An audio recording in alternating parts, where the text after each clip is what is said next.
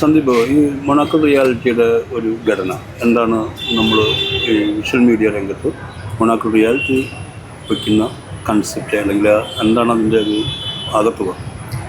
Monokle reality തുടങ്ങിയത് ഏകദേശം 2022 ഒരു ചിന്തയിൽ നിന്നാണ്. സാധാരണ എല്ലാ സിനിമ പ്രേമികളെ പോലെ സിനിമ സ്വപ്നം കാണുന്ന എല്ലാ കൂട്ടായ്മയും പോലെ തന്നെ നമ്മളും ഒരു സിനിമ ചെയ്യണം, അല്ലെങ്കിൽ വലിയൊരു സിനിമ ചെയ്യണം, ചെറിയ ബഡ്ജറ്റിൽ ഒരു 50 lakh ബഡ്ജറ്റിൽ ചെറിയൊരു പടം ചെയ്യാം എന്നുള്ള ഒരു ആഗ്രഹത്തിൽ നിന്നാണ് ഈ ചർച്ച തുടങ്ങിയത്. അപ്പോൾ സ്വാഭാവികമായും നമുക്ക് വലിയ സ്റ്റാറുകളെയോ അല്ലെങ്കിൽ വലിയ പ്രൊഡക്ഷൻ ലൈനുകളെയോ നമുക്ക് ഇതിലേക്ക് മെർജ് ചെയ്യാൻ പറ്റില്ല. ടെക്നീഷ്യൻസ് എല്ലാവരും നമുക്കൊരു അഫോർഡബിലിറ്റി ഒരു വലിയ ഇഷ്യൂ ആണ്. അപ്പോൾ അതുകൊണ്ട് നമ്മൾ നമ്മുടെ സൗഹൃദ കൂട്ടായ്മയിൽ നിന്നുകൊണ്ട് കഴിവുള്ള, അത്യാവശ്യം കഴിവ് തെളിയിച്ചിട്ടുള്ള സുഹൃത്തുക്കളെല്ലാം മെർജ് ചെയ്ത്, ക്യാമറയാണെങ്കിലും ടെക്നിക്കലാണെങ്കിലും എഡിറ്റിംഗ് ആണെങ്കിലും സൗണ്ട് ഡിസൈനിങ് ആണെങ്കിലും ഈ മേഖലയെങ്കിൽ അപ്കമിങ് ആണെങ്കിലും എന്നാൽ കഴിവുള്ള ആൾക്കാരെ നമ്മൾ മെർജ് ചെയ്തുകൊണ്ടാണ് ഒരു കൂട്ടായ്മ വെച്ചുകൊണ്ട് നമ്മളിത് ലോഞ്ച് ചെയ്തത്. ഫസ്റ്റ് വർക്ക് നമ്മൾ ലോഞ്ച് ചെയ്തത്. അപ്പോൾ അത് തുടങ്ങിയപ്പോഴാണ് നമുക്ക് മനസ്സിലായത്, വെറുതെ ഒരു ഷോർട്ട് ഫിലിം ചെയ്ത് നമ്മൾ 1000 അല്ലെങ്കിൽ 10,000 ഷോർട്ട് ഫിലിമുകൾ യൂട്യൂബിൽ വരുന്നതിൻ്റെ കൂടെ നമ്മളും ആ ജാഥയിൽ ഒരു എണ്ണമായി മാറും അല്ലെങ്കിൽ വിസ്മരിപ്പിക്കപ്പെടും എന്ന ഒരു ഇതിനപ്പുറം ഒരു പ്രൊഡക്ഷൻ യൂണിറ്റ് നമ്മൾ ക്രിയേറ്റ് ചെയ്യുക എന്നുള്ളതാണ്. അപ്പോൾ ഈ പ്രൊഡക്ഷൻ യൂണിറ്റ് ക്രിയേറ്റ് ചെയ്യുമ്പോൾ ഉള്ള ഗുണം എന്നുണ്ടെങ്കിൽ ഒരു കണ്ടിന്യൂറ്റി ഓഫ് വർക്ക് വരും. ആ ഒരു പ്രത്യേക ബാനറിൽ തന്നെ കൂടുതൽ വർക്കുകൾ ചെയ്യാമെന്നുള്ളതാണ്. മാത്രമല്ല ആ വർക്കിൻ്റെ ഒരു ഗ്രാഫ് മുകളിലേക്ക് പോകും. നമ്മൾ ചെറിയ ബഡ്ജറ്റിൽ നിന്ന് അടുത്ത ലെവലിലേക്ക്, അതായത് ക്വാളിറ്റി ഓഫ് വർക്കും അതുപോലെ quantity of work in the sense കാണുന്ന പ്രേക്ഷകരുടെ അളവാണ് നമ്മൾ ഉദ്ദേശിക്കുന്നത്. ഇതെല്ലാം കൂടിക്കൊണ്ടിരിക്കും. അപ്പോൾ ആദ്യം നമ്മളൊരു ചെറിയ കൂട്ടായ്മയിൽ നിന്ന് തിരുവനന്തപുരം നമ്മൾ ബേസ് ചെയ്തിട്ടൊരു വർക്ക് ചെയ്തു, പന്നിവേട്ട എന്ന് പറഞ്ഞ്. അതിനുശേഷം നമ്മൾ ഇപ്പോൾ 2025 പും എന്ന നരകം നമ്മൾ ചെയ്തു. ഇത് രണ്ടും 2 ഗ്രൂപ്പാണ്. ഈ 2 ഗ്രൂപ്പുകൾ തമ്മിൽ ഒരു ബന്ധവുമില്ല. ബട്ട് ഇതിൻ്റെ പ്രൊഡക്ഷൻ നിശ്ചയിക്കുന്നത് മൊണോക്കിൾ റിയാലിറ്റിയാണ് എന്നുള്ളതാണ്. അപ്പോൾ അങ്ങനെയാണ് ഇതിൻ്റെ ഒരു ഗണന പോകുന്നത്. ഇപ്പോൾ ഇതിലേക്ക് മനോജ് സാറിൻ്റെ ഒരു യൂണിറ്റ് കൂടെ ഇതിലേക്ക് ജോയിൻ ചെയ്ത് പും എന്ന നരകത്തിൻ്റെ വർക്കിലേക്ക് സാറ് കൂടി വരുന്നതോട് കൂടിയിട്ട് ഇപ്പോൾ ഈ ഒരു എക്സ്പീരിയൻസ് മൊണാക്കൽ റിയാലിറ്റിയുടെ ഈ ഒരു കൺസെപ്റ്റിനെ നമ്മളെങ്ങനെയാണ് മനസ്സിലാക്കിയെടുത്തത്? ഓക്കെ, ബേസിക്കലി സന്ദീപ് എന്നോട് ഈ സബ്ജക്റ്റ് പറഞ്ഞപ്പോൾ ആദ്യം തോന്നിയത് ഇത് നല്ല സന്ദേശമാണ് കൊടുക്കുന്നത് സമൂഹത്തിന്. അപ്പോൾ എന്തുകൊണ്ട് ആ ഒരൊറ്റ ക്വസ്റ്റ്യൻ, എന്തുകൊണ്ട് നമ്മൾ കൂടി അതിൻ്റെ കൂടി ജോയിൻ ചെയ്യാം. പിന്നെ ആദ്യം പറഞ്ഞത് just be A part of it behind production തന്നെ. പിന്നെ കഥ കേട്ടപ്പോൾ എന്നോട് ചോദിച്ചു അഭിനയിക്കൊണ്ട് ചോദിച്ചു. ഞാൻ പറഞ്ഞു ഗുഡ്. അപ്പോൾ അങ്ങനെയാണ് ഈ മുഴുവനായിട്ട് ഇതിലേക്ക് വന്നത്. അപ്പോൾ നല്ലൊരു സന്ദേശം കൊടുക്കാൻ പറ്റുന്നുണ്ട്. അപ്പോൾ അതിൻ്റെ ഒരു ഭാഗമാകും ആ പ്രോജക്റ്റിൻ്റെ. അങ്ങനെയാണ് നമ്മൾ ഇങ്ങനെ ജോയിനായിട്ട് ചെയ്തിട്ടുണ്ട്. ഇത് ഇപ്പോൾ ഒരു ഈ പറഞ്ഞ പോലെ എനിക്ക് ഈ 2 സിനിമയുടെയും ഒരു ഘടന എനിക്കറിയാവുന്നതുകൊണ്ട് ഒരു സിനിമയ്ക്ക് വേണ്ടുന്നതായ മെറ്റീരിയൽസ് എല്ലാം ഉണ്ട്, ഘടകങ്ങളുണ്ട്. ഈവൻ നൃത്തം അല്ലെങ്കിൽ സ്റ്റെൻഡ്, സോങ്, ഇതെല്ലാം എനിക്ക് കുറച്ചുകൂടി വ്യക്തിപരമായിട്ട് സന്ദീപിനെ അറിയാവുന്നത് കൊണ്ട് സന്ദീപിൻ്റെ ഒരു ഇൻട്രസ്റ്റിങ് ആ ഒരു ഏരിയയിലുള്ള താല്പര്യങ്ങൾ ഒക്കെ അറിയാം. അപ്പോൾ ഇതൊരു ഒരിക്കലും ഷോർട്ട് ഫിലിമിൻ്റെ ധർമ്മം എന്ന് പറയുന്നത് ഒരിക്കലും വലിയ സിനിമയുടെ പരിച്ഛേദമല്ല. അതിന് ഉപയോഗിക്കേണ്ടതായ ഒരു വേറൊരു സംഗതിയുണ്ട്. പക്ഷേ ഇത് സിനിമയുടെ പരിച്ഛേദം, ഒരു സിനിമ ചെയ്യുന്നത് പോലെ ആയിരിക്കണം മൊണാക്കൽ റിയാലിറ്റിയുടെ വർക്കുകളെന്നും, എന്നാൽ ഈ പറഞ്ഞ പോലെ കാലിക പ്രസക്തിയുള്ള മനുഷ്യർ അനുഭവിക്കുന്ന പ്രശ്നങ്ങളിൽ മാറാനും പാടില്ല എന്ന ഒരു ഡിസിഷനുള്ള ഒരു പിടിവാശിയുണ്ട് സന്ദീപിന്. ഈ ഒരു കാര്യം അതിനെക്കുറിച്ചൊന്ന് പറയും. അപ്പോൾ എങ്ങനെ പറഞ്ഞു ഞാൻ തുടങ്ങാം. അതിൻ്റെ ഉത്തരത്തിൻ്റെ ആദ്യത്തെ പാർട്ട് ഞാൻ പറയാം, സെക്കൻഡ് പാർട്ട് മനോജേട്ടൻ പറയും. അപ്പോൾ അത് പ്രദീപ് ജി പറഞ്ഞത് വളരെ കറക്റ്റാണ്. കാരണം മൊണോക്കിൾ റിയാലിറ്റിയുടെ ഒരു ഉദ്ദേശ ലക്ഷ്യങ്ങളിൽ ഒന്ന് എന്ന് പറയുന്നത് സിനിമ എന്നത് ഒരു എൻ്റർടൈൻമെൻറ്റിനപ്പുറം അതിനകത്തൊരു മെസ്സേജ് സമൂഹത്തിൻ്റെ മുന്നിലേക്ക് വെക്കുക എന്നുള്ളത്. അത് കലയുടെ പൂർണ്ണത അപ്പോൾ മാത്രമേ എത്തുള്ളൂ എന്നുള്ളൊരു നിർബന്ധ ബുദ്ധി നമുക്കുണ്ട്.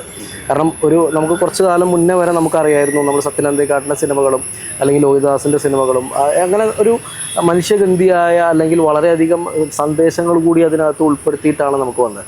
അപ്പോൾ ഒരുപക്ഷെ ആ ഒരു കാലഘട്ടത്തിൽ നമ്മൾ സിനിമകൾ കൂടുതൽ കണ്ടതുകൊണ്ടോ അത് മനസ്സിൽ പതിഞ്ഞതുകൊണ്ടാണോ എന്നറിയില്ല, ഒരു സിനിമയുടെ ലക്ഷ്യം അതും കൂടെയാണ് എന്ന് വളരെ നിർബന്ധം നമുക്കുണ്ട്. അപ്പോൾ അതുകൊണ്ട് നമ്മൾ വെക്കുന്ന വിഷയങ്ങളിൽ എന്തെങ്കിലും ഒരു സമൂഹത്തിലേക്ക് മെസ്സേജ് വേണം, അതിൽ നിന്ന് ഒരു പോസിറ്റീവായ ഒരു ടേക്ക് പ്രേക്ഷകർക്ക് വേണം എന്ന് നമുക്ക് വളരെ നിർബന്ധമുണ്ട്. പക്ഷേ എന്നാൽ എൻ്റർടൈൻമെൻറ്റിൻ്റെ അംശങ്ങൾ ഒട്ടും കുറയാനും പാടില്ല. കാരണം ഇതൊരു സിനിമ എന്നതൊരു കൊമേഴ്ഷ്യൽ സംഭവമാണെന്നും അതൊരു ബിസിനസ്സാണെന്നും നമ്മൾ തീർച്ചയായിട്ടും നമ്മൾ മനസ്സിലാക്കുന്നുണ്ട്. മൊണോക്കിൾ റിയാലിറ്റിയുടെ ഈ ആദ്യത്തെ ചുവടുവെപ്പുകൾ ഒരുപക്ഷെ നമുക്കൊരു റവന്യൂ മേക്കിങ്ങിലേക്ക് എത്താൻ പറ്റില്ല. കാരണം അതിൽ പോരായ്മകളുണ്ട്, നമുക്കറിയാം പോരായ്മകളുള്ള ഏരിയാസ് ഏതൊക്കെയാണെന്നുള്ളത്. അപ്പോൾ ഇനി വരുന്നതെല്ലാം അതിൻ്റെ ഡെവലപ്പിംഗ്മെൻ്റ് അടുത്ത ലെവലിലേക്ക് കടന്നതായിരിക്കും. അതിൻ്റെ പോരായ്മകളെല്ലാം പരിഹരിച്ചുകൊണ്ട് പ്രൊഫഷണലി നമുക്ക് സെല്ല് ചെയ്യാൻ പറ്റുന്ന ഒരു പ്രൊഡക്റ്റുകൾ ഇറക്കുക എന്ന് തന്നെയാണ് നമ്മുടെ ഉദ്ദേശം. ഇപ്പോൾ ചെയ്ത കാര്യത്തിന് കുറേ കൂടി അതായത് ഇപ്പോൾ നമ്മൾ ഉപയോഗിച്ച ക്യാമറ, നമ്മൾ ഉപയോഗിച്ച ആർട്ടിസ്റ്റുകൾ, ഇതെല്ലാം അപ്പുറത്തേക്ക് മാറിക്കഴിഞ്ഞാൽ ഇതിലുണ്ടാവുന്ന ഔട്ട് ഇതാണ്. ഇപ്പോൾ നമ്മളിപ്പോൾ സ്റ്റണ്ട് ചെയ്യാൻ വേണ്ടിയിട്ട് സ്റ്റണ്ട് ചെയ്തിട്ടുണ്ട്. അത് നമ്മൾ ചെയ്തിരിക്കുന്ന ചെറിയ യൂണിറ്റിന്റെ സ്റ്റണ്ടാണ്. അത് നമുക്ക് മനസ്സിലാക്കാൻ പറ്റും. ഇപ്പൊ കൊറിയോഗ്രാഫി ചെയ്തിരിക്കുന്നത് നമ്മുടെ സുഹൃത്തുക്കൾ ചെയ്തിരിക്കുന്നതാണ്. അപ്പൊ നമ്മളിപ്പോ അതിന്റെയൊക്കെ മാസ്റ്റേഴ്സും അല്ലെങ്കിൽ അതിൽ എക്സ്പെർട്ട് ആളുകൾ ഇതിലേക്ക് ഇൻവോൾവ് ആവുന്ന സമയത്ത് ഉണ്ടാവുന്ന ഔട്ട് വേറെ. യൂണിറ്റ് ഇല്ല, അത് ക്യാമറ യൂണിറ്റ് ഇല്ല, ലൈറ്റിങ്ങോ എല്ലാം നമ്മൾ തന്നെ ചെയ്യുന്ന. ഇതില് എനിക്ക് തോന്നിയൊരു രസമുണ്ട്. ഇപ്പൊ നമ്മളിപ്പോ ഈ പന്തിവാട്ട വർഷങ്ങൾക്ക് ശേഷം നമ്മൾ വീണ്ടും തിയേറ്ററിൽ കാണുമ്പോൾ നമ്മൾ ഇങ്ങനെയൊക്കെ ചെയ്തിരിക്കുന്നത് അതിന്റെ ഒരു നമ്മൾ വിഷൻ ഇപ്പുറത്ത് നമ്മള് മാനായാലും പന്നിയാണെങ്കിലും ഒക്കെ നമ്മൾ ഉപയോഗിക്കുന്നുണ്ട്.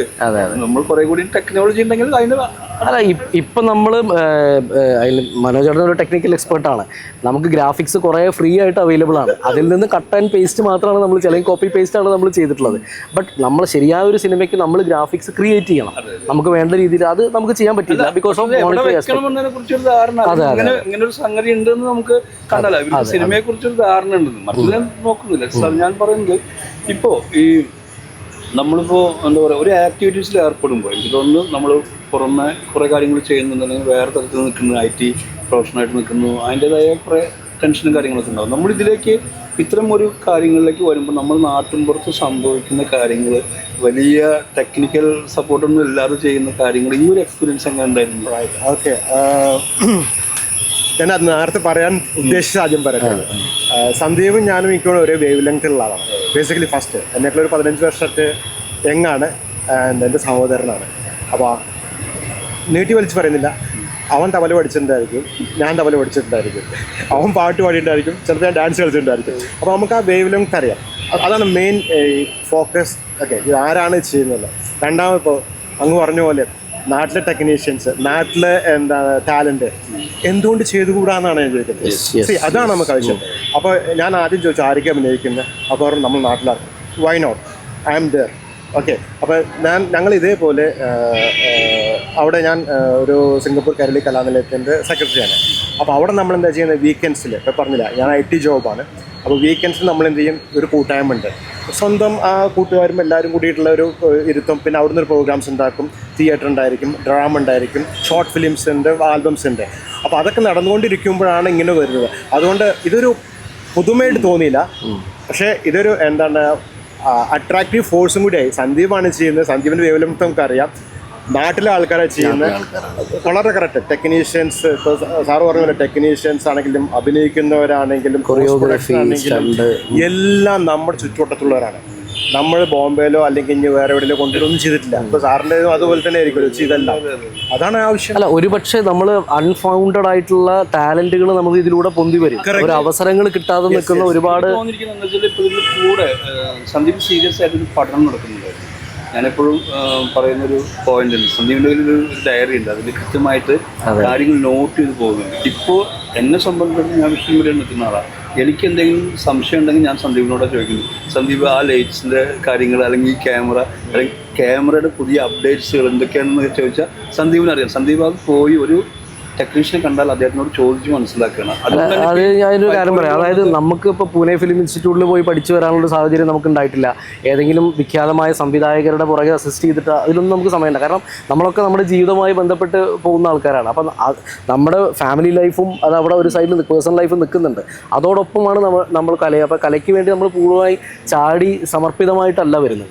അപ്പോൾ നമ്മുടെ യാത്രയിൽ കിട്ടുന്ന പഠനങ്ങളാണ് നമ്മൾ പഠിക്കണം എന്ന ഉദ്ദേശത്തോടു കൂടി തന്നെയാണ് നമ്മൾ പഠിക്കുന്നത്. അപ്പോൾ അതിൽ ഒരു ഇൻറ്റൻഷനും ഉണ്ട്. ഫിലിം ചെയ്യുക, വലിയ ഫിലിമിലേക്ക് എത്തുക എന്നുള്ളത് തന്നെയാണ്. അപ്പോൾ അത് ചെയ്ത് പഠിക്കുക. May be trial and error method ആയിരിക്കാം, ചിലത് കുറേ മിസ്റ്റേക്കായി പോകും. ബട്ട് എങ്കിലും അതിൻ്റെ ഒരു എൻഡിൽ നിന്ന് അത് കറക്ഷൻ വരും എന്നുള്ളൊരു വിശ്വാസം നമുക്കുണ്ട്. ഈ വർക്ക് ഇപ്പോൾ നിങ്ങൾ ഇന്ന് വലിയ സ്ക്രീനിൽ ആദ്യമായിട്ടായിരിക്കും കണ്ടിട്ടുണ്ടായിരിക്കുക. അപ്പോൾ ഈ നമ്മൾ ഉദ്ദേശിച്ച ഒരു എന്ത് തോന്നി ശരിക്കും നമ്മളിപ്പോൾ ഈ ഒരു ചെറിയ വർക്ക് ചെറുതാണ്, എന്നാൽ അതിൻ്റെ കണ്ടന്റ് വൈസോ മറ്റൊക്കെ വളരെ സീരിയസ് ആയിട്ടുള്ള കാര്യമാണ്. നമ്മൾ തിയേറ്ററിൽ സ്ക്രീൻ ചെയ്യപ്പെട്ടു കഴിഞ്ഞു. ഇപ്പോൾ എന്താണ് മനോജേട്ടൻ എന്ത് തോന്നുന്നത്? സന്തോഷം, അത് എന്തായാലും പറയാം. സന്തോഷമാണ് ഇതിങ്ങനെ ഒരു വർക്ക് വലിയൊരു സ്ക്രീനിൽ വെച്ച് കാണുന്നത്. എല്ലാവരുടെയും കൂട്ടായ്മയോടുള്ള എഫേർട്ട് ഒക്കെ അതിൽ കാണാം. പിന്നെ നമ്മൾ അതിൻ്റെ നല്ല വശവും അതിൻ്റെ ചീത്തവശം എന്നല്ല പറയുന്നത്, എവിടെയൊക്കെ നമുക്ക് ഫ്ലോപ്പ് ആയിട്ടുണ്ട് എന്നുള്ളതും അതുകൂടി പഠിക്കുന്നത്. ഓക്കെ, ഇപ്പോൾ നേരത്തെ പറയണം, ഒരു വട്ടം കണ്ടു, ഓക്കെ ഗുഡ്, ഒന്നുകൂടി കാണും, അപ്പോഴാണ് മനസ്സിലാവുക എവിടെയൊക്കെയാണ് നമുക്ക് ചെറുതായിട്ട് കറക്ഷൻസ് നമ്മൾ ഉൾക്കൊള്ളണം. നമ്മൾ പെർഫെക്റ്റ് അല്ല. അപ്പൊ അത് രണ്ടാമത് അത് പഠിച്ചിട്ട് പിന്നെ അടുത്ത പ്രൊഡക്ഷനിലാവുമ്പോൾ നമ്മൾ കറക്റ്റ് ചെയ്ത് മുന്നോട്ട് പോകും. അതാണ്. നമുക്ക് ക്ലോസ് ചെയ്യാം. എന്താണ് നെക്സ്റ്റ് മൊണാക്കോ റിയാലിറ്റിയുടെ നെക്സ്റ്റ് സ്റ്റെപ്പ്? നിങ്ങൾക്ക് സീരിയസ് ആയിട്ട് എന്തെങ്കിലും പറയാനുള്ള? അതെ, അപ്പം നമ്മൾ ഈ കോൺഫിഡൻസ് കൊണ്ടാണോ എന്നറിയില്ല, നമ്മളെ കുറച്ച് സുഹൃത്തുക്കൾ ഇതിൽ മുന്നോട്ട് വന്നിട്ടുണ്ട്. കാരണം നമ്മൾ ആദ്യം ഒരു കാര്യം ചെയ്ത് കാണിക്കുമ്പോഴാണ് ഒരുപക്ഷെ സമാനമായ ചിന്താഗതിയുള്ള ആൾക്കാർ കൂടുതൽ നമ്മുടെ അടുത്തേക്ക് വരുന്നത്. അപ്പോൾ അത്തരത്തിൽ നമുക്ക് കൂടുതൽ ഫണ്ടുകൾ ഇതിലേക്ക് പൂളായി വരുന്നുണ്ട്. പുതിയ ഗ്രൂപ്പുകൾ നമ്മളിലേക്ക് മെർജ് ആവുന്നുണ്ട്. അപ്പോൾ എന്ത് തന്നെ ആയാലും മൊണോക്കിൾ റിയാലിറ്റിയുടെ ഒരു ചാലകശക്തി എന്ന നിലയ്ക്ക് അടുത്ത ലാൻഡിങ് നമ്മൾ ഫീച്ചർ ഫിലിമാണ്. നമ്മളൊരു 1.5 മണിക്കൂർ അല്ലെങ്കിൽ 2 മണിക്കൂറിൻ്റെ ഒരു സിനിമ തന്നെയാണ് നമ്മൾ പ്ലാൻ ചെയ്യുന്നത്. അത് ഒരുപാട് ലേറ്റ് ആവാതെ തന്നെ അടുത്ത് സംഭവിക്കും. അപ്പോൾ അതുകൊണ്ട് തന്നെയാണ് നമ്മൾ ഈ 2 പടങ്ങളും തിയേറ്ററിൽ നമ്മൾ കാണിച്ചത്. കാരണം തിയേറ്ററിൽ ഒരു മൊബൈലിൽ നമ്മൾ കാണുമ്പോൾ പല കാര്യങ്ങളും നമുക്ക് വ്യക്തമാവില്ല. തിയേറ്ററിൽ കണ്ടപ്പോഴാണ് മനോജേട്ടൻ പറഞ്ഞ മാതിരി ഇത്രയും മൈന്യൂട്ട് കറക്ഷൻസ് നമുക്ക് അതിനകത്ത് ചെയ്യാനുണ്ട് എന്ന്. കാരണം മൊബൈൽ സ്ക്രീനിൽ നമുക്കത് അറിയാൻ പറ്റില്ല. അപ്പോൾ അതുകൊണ്ട് ഒരു ഷോർട്ട് ഫിലിം മേക്കറിനും ഒരിക്കലും പെട്ടെന്നൊരു ബിഗ് ഫിലിം മേക്കർ ആവാൻ പറ്റില്ല. ഐ മീൻ പറ്റുമായിരിക്കാം, പക്ഷെ അതിന് ഒരുപാട് അപ്പോൾ നമ്മളെന്താ ചെയ്യുന്നത് വെച്ചാൽ ചെറുതാണെങ്കിൽ കൂടി നമ്മൾ ബിഗ് സ്ക്രീനിൽ കാണുകയാണ്. അപ്പോൾ ബിഗ് സ്ക്രീനിൽ കാണുന്ന it's like close to reality. അപ്പോൾ മൊണോക്കിൾ റിയാലിറ്റിയുടെ റിയാലിറ്റി തന്നെ അതാണ്. നമ്മൾ ആ റിയാലിറ്റിയിലേക്ക് എത്തുകയാണ്. വലിയ സിനിമ എന്നുള്ള റിയാലിറ്റിയിലേക്ക് എത്തിക്കഴിഞ്ഞിരിക്കുകയാണ് നമ്മൾ. അപ്പോൾ അടുത്ത നമ്മുടെ പ്രൊഡക്ഷൻ വലിയ ഫിലിമാണ്. അതൊരിക്കലും പക്ഷേ വലിയ സ്റ്റാറുകളെ വെച്ചോ ഈ പറഞ്ഞതല്ല, ലോക്കൽ ടെക്നീഷ്യൻസ് തന്നെ ആയിരിക്കും. ബട്ട് കുറേയും കൂടിയും ഹൈ ഗ്രേഡിലുള്ള ക്യാമറ ആയിരിക്കും, കുറേയും കൂടി ഹൈ ഗ്രേഡിലുള്ള ടെക്നിക്കൽ ബാക്ക്ഗ്രൗണ്ടുകളായിരിക്കും. ചിലപ്പോൾ നമ്മൾ ചില ആർട്ടിസ്റ്റുകളെയും കൂടി സപ്പോർട്ടീവായിട്ട് നമ്മൾ ഇതിലേക്ക് ഈ കഥയുടെ ഇതിനനുസരിച്ച് എനിക്ക് തോന്നുന്നത് ഈ പറഞ്ഞ പോലെ നമ്മൾക്ക് ഈ മൊണാക്കോ റിയാലിറ്റിയുടെ ആദ്യത്തെ വർക്ക് മുതൽ കിട്ടാൻ തുടങ്ങിയ ചില അബദ്ധങ്ങളിലൂടെ കടന്നു പോയിട്ടുണ്ടെങ്കിൽ പോലും നമ്മളിലേക്ക് എത്തിപ്പെട്ട ടെക്നീഷ്യൻസ് എല്ലാവരും എന്തെങ്കിലും ചെയ്യണമെന്നുള്ള ആളുകൾ, അവരുടെ കോൺട്രിബ്യൂഷൻസ് വലുതായിരുന്നു. അത് നമ്മൾ സൗണ്ടൊക്കെ നമ്മളെ മുമ്പിൽ പെട്ടെന്നാണ് വേറൊരു ലോകം തുറന്നത്. ഇങ്ങനെ ചെയ്യാൻ പറ്റുമെന്ന് നമ്മൾ വിസ്മയിപ്പിച്ചു. അതെ, നമ്മൾ ശ്രീനു പെരുമ്പലാവിൽ എന്ന് പറഞ്ഞാൽ വളരെ ചെറിയ സ്റ്റുഡിയോ ആയിട്ട് ഇരിക്കുന്ന ഒരാളാണ്, പെരുമ്പലാവ് പോലെയുള്ള ഒരു സ്ഥലത്ത്. പക്ഷേ ശ്രീനുവിനെ സംബന്ധിച്ച് 5.1 അവിടെ എക്സ്പീരിയൻസ് ചെയ്യാൻ പറ്റില്ല. പക്ഷേ 5.1 മിക്സിങ് ശ്രീനുവിന് ചെയ്യാൻ പറ്റും. അത് നമ്മൾ തിയേറ്ററിൽ ചെയ്യുമ്പോഴാണ് അതിന്റെ എക്സ്പീരിയൻസ് നമുക്ക് ചെയ്യാൻ കഴിയും. മറ്റേ എനിക്ക് തോന്നുന്നു നമ്മൾ എഡിറ്ററായിട്ട് വന്ന സിൻഡോന്റെ ഉള്ളിൽ നിറയെ സിനിമയാണ്. മാത്രമല്ല അസാധ്യ കോൺഫിഡൻസോട് കൂടിയിട്ട് ഒരു ഉൾഗ്രാമത്തില് സ്വന്തം വീടിന്റെ മുമ്പില് ഒരു വർക്ക്ഷോപ്പ്, ഒരു ലാബ് ഉണ്ടാക്കിയിട്ട് അവിടെ ഇരിക്കുകയാണ്. യെസ്, എനിക്ക് ഈ പണി ചെയ്യാൻ പറ്റുമെന്ന്. ഞങ്ങൾ പോകണം എന്നുണ്ടെങ്കിൽ അവിടേക്ക് എത്താൻ കുറച്ച് റിസ്ക്കാ അല്ലേ? അതെ, പ്രദീപ് ജി പറഞ്ഞതാണ് ലാബ് എന്ന് പറഞ്ഞല്ലോ. അതായത് ലബോറട്ടറിയിൽ നമ്മൾ പരീക്ഷണങ്ങളാണ് നടത്തുന്നത്. മൊണോക്കിൾ റിയാലിറ്റി വലിയൊരു പരിധി വരെ പരീക്ഷണങ്ങൾ തന്നെയാണ് നടത്തുന്നത്. പക്ഷെ പരീക്ഷണങ്ങൾക്ക് അവസാനം നമ്മളൊരു പ്രൊഡക്റ്റ് വരും, ഒരു we will strike on A definite. നമ്മൾ ചെന്നൈയിലോ അല്ലെങ്കിൽ കൊച്ചിൻ പോലത്തെ എറണാകുളത്ത് സന്ദീപിനെ സംബന്ധിച്ചിടത്തോളം അവിടെ കുറേ സാധ്യതകളുണ്ട്. അവിടെ ഒന്നും അല്ലാതെ ഇതൊക്കെ ഗ്രാമത്തിന്റെ ഉൾവഴികളിലൂടെ പോയിട്ട് അവിടെ നിന്നാണ് ഈ ആളുകളെ കണ്ടത്. അല്ല, അതിന്റെ കാരണം എന്താണെന്നുണ്ടെങ്കിൽ നമ്മൾ എറണാകുളത്താണെങ്കിലും ചെന്നൈയിലാണെങ്കിലും വർക്ക് ചെയ്യുന്ന ആൾക്കാരൊക്കെ നമ്മുടെ കൊച്ചു ഗ്രാമങ്ങളിൽ നിന്ന് പോയിട്ടുള്ള ആൾക്കാരാണ്. ഇപ്പോൾ നമ്മളൊരിക്കൽ ചർച്ച ചെയ്തിരുന്ന ലയൺ കിങ്ങിന്റെ ഒരു പോർഷൻ ഓഫ് ദ അനിമേഷൻ ചെയ്തത് മലപ്പുറത്തിരുന്നുകൊണ്ടാണ്. അപ്പോൾ എന്ന് പറയുന്ന പോലെയുള്ള ധാരാളം കഴിവുള്ള ടെക്നീഷ്യൻസ് നമ്മുടെ കൂട്ടത്തിലുണ്ട്. അപ്പോൾ ആ രീതിയിലാണ് കാര്യങ്ങൾ. Okay, thank you.